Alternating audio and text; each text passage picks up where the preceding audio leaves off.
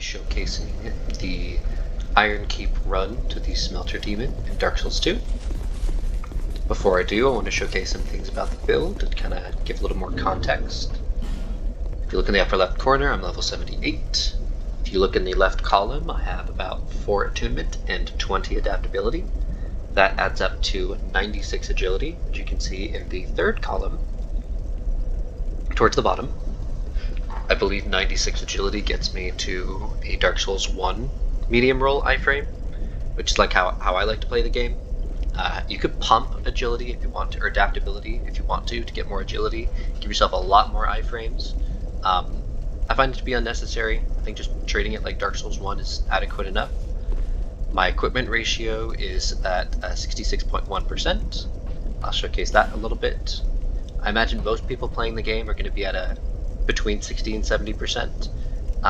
In this game, though, it is a little better to go less than that if you can.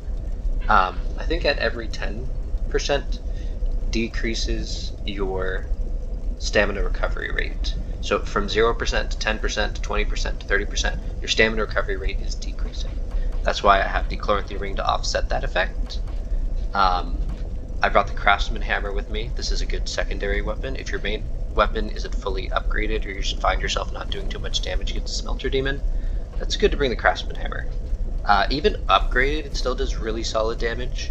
And if you, even unupgraded does very solid damage. And if you choose to upgrade it, then you can get through the Smelter Demon pretty easily. The Smelter Demon fight is very much a damage check boss fight, which means if you're not doing enough damage, he'll whittle you down, you'll die, you won't be able to make it through.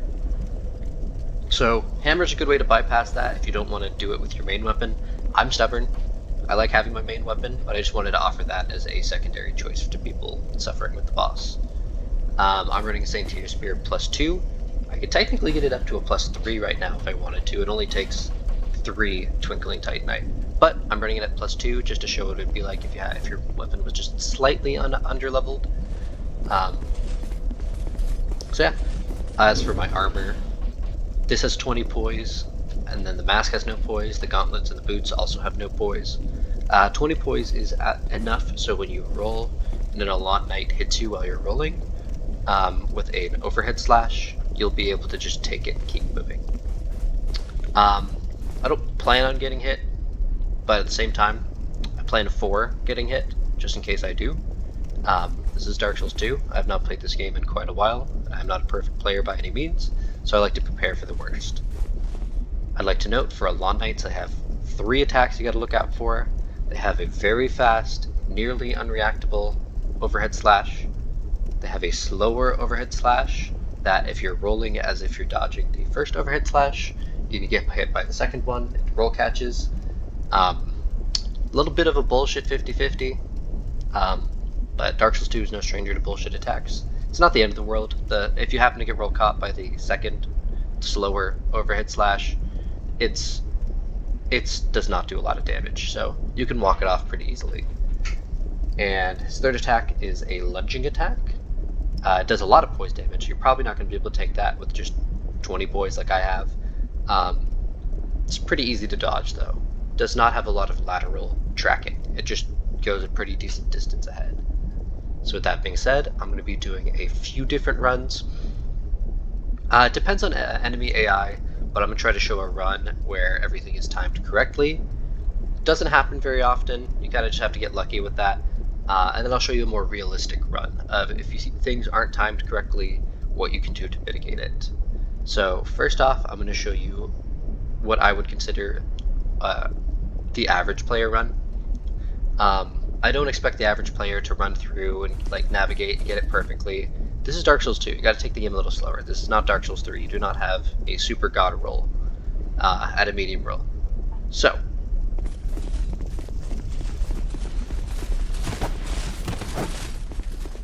get past them. They both went for slow stabs.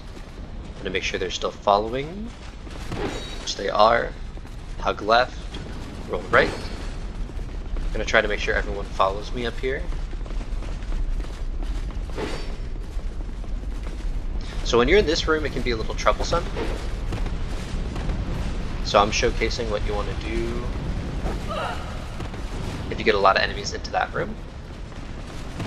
You want to go through here, drop down, loop back around, and there might be 1 or 2 enemies still here. But you're not going to be chased by like a billion enemies if you would just run through the door normally. So that's a pretty safe way to handle it. Out here, if you want, actually I'll try to showcase the timing. So, I think I'll be able to make it through the door safely. Yep. So it's a bit tight. I'll explain what exactly I was doing with that.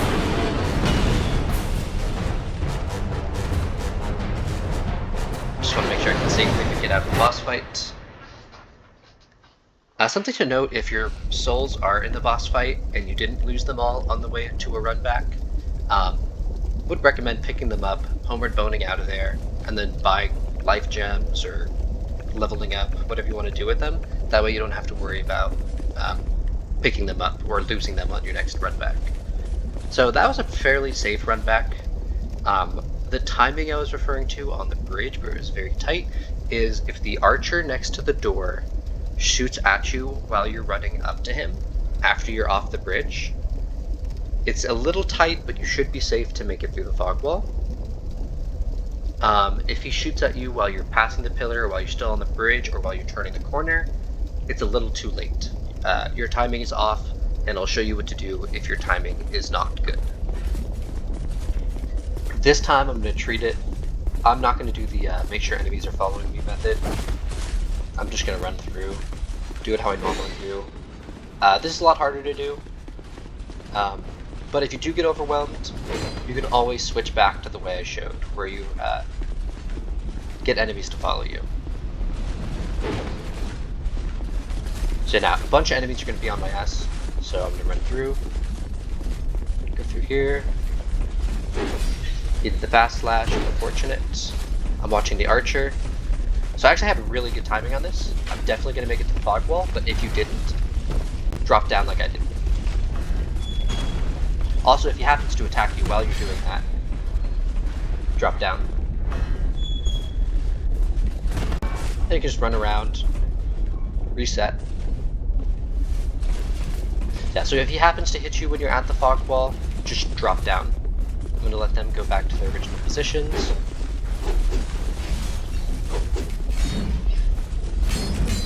Kill him. Looks like archer guy's on me. That archer guy should not be out here, but it's fine. I think I'm in the clear right now. I'm a fair enough distance away from all the enemies that I can just walk through.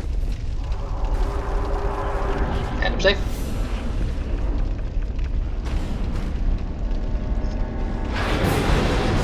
So that run, I did technically have good timing. I could have made it to the fog wall. I would have been safe. But I just wanted to showcase what would happen if you didn't get the timing right. Now I'm going to do one last run.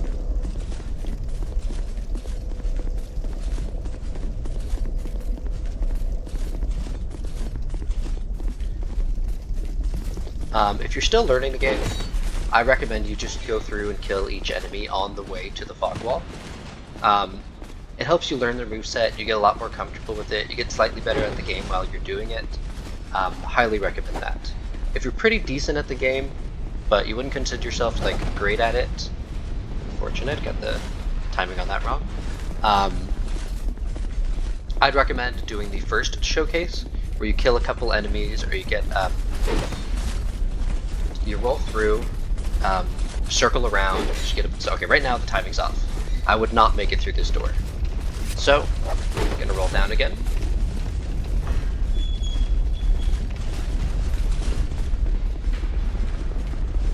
Listening for the shot. I got on my butt. Gonna run up here. Circle around. Gonna stay over here while those guys are going back to their original position.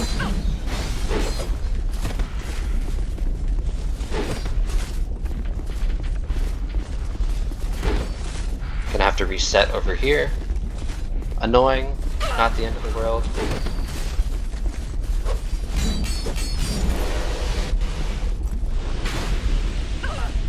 Oh, that guy, okay.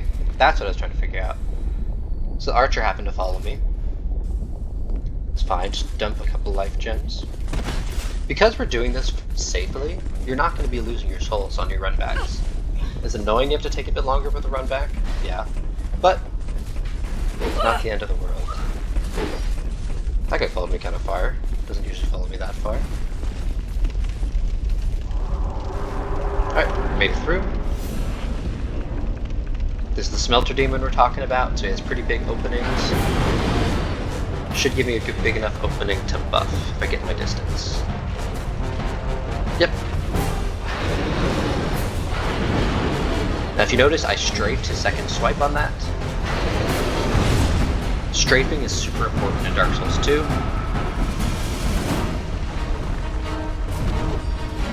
Okay, he's gonna add his fire effect. This means you'll take damage as long as you're in the arena. It's good to pop a few life gems to mitigate that damage. Now he doesn't always follow up that attack with an explosion, but it's good to treat it as if he's always going to.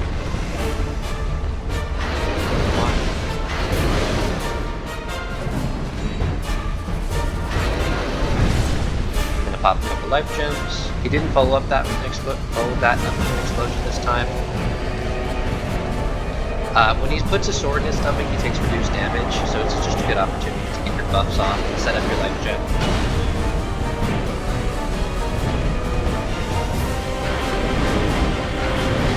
Normally I'd strafe that, I just timed it, so I went full, just because I know I didn't have the spacing right.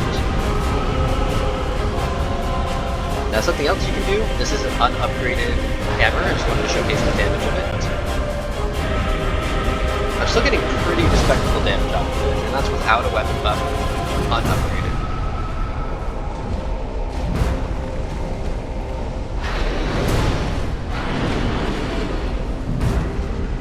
Okay, my next punish window, unfortunately I cannot see what I'm doing.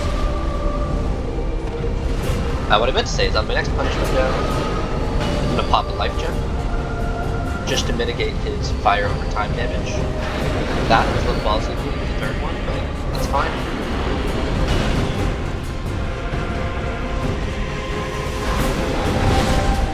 Keep your distance. He's gonna explode, and run into flash. Oh. Thought he was going for a different attack. Same deal, get your distance, pop the life gem, and attack.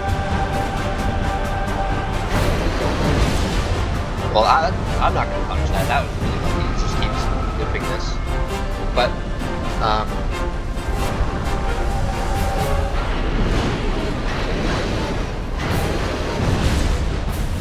yeah, so it's pretty, like, most of his attacks are pretty safe to punish. And I just killed him with an unupgraded blacksmith hammer. Or craftsman hammer, rather. So, yeah, if you're having trouble with it, I was doing more damage with the Saintier Spear. You're probably gonna, if you have your main weapon fully upgraded, you should be fine.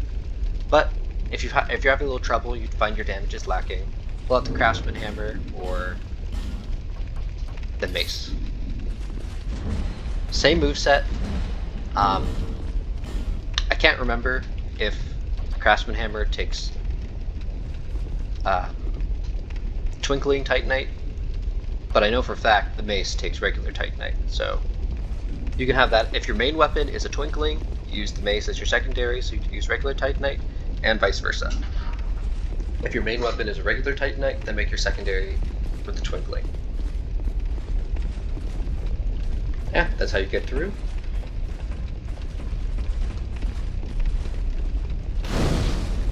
Get the Bonfire, get the shortcut. It's not too bad. As I said, this isn't Dark Souls 3. You don't have a really good role to kind of get yourself out of jail free.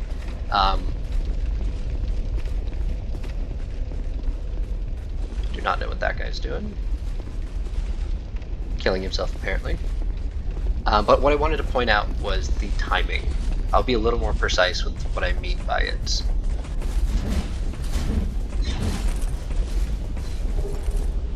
So the timing of it is when you're running across this bridge, happen to dodge that guy that's like on the bridge, you'll see the archer shooting at you. If he shoots at you right when you're right here, you're safe to run past him, make it through the fog wall. It'll take him too long to pull out his weapon and hit you. If you're right around here, it's a very tight. If he shoots you around this point, you're probably not going to make it to the fog wall safely. So, in that case, that's when you want to drop down. If it's around right here or before. Around right here or before. Now, if you want to take the risk, you can. And if he happens to hit you, just get him off you and get down here. And then that should buy you enough time to make it through the run back safely. So, you don't have to kill every enemy. Just kill the ones that are causing problems for you. And if you happen to be better at the game, more comfortable with the roll timings, then that's when you just get the timing right, go through the door. You don't have to fight a single enemy. So yeah, that's how you do the Smelter Demon run back. If you're comfortable with it, you could treat it like it's Dark Souls 3 and make it through pretty easily. But if you fail, you have there's ways out. Will the run back take a little longer? Yes, but not as long as dying and having to go all the way back.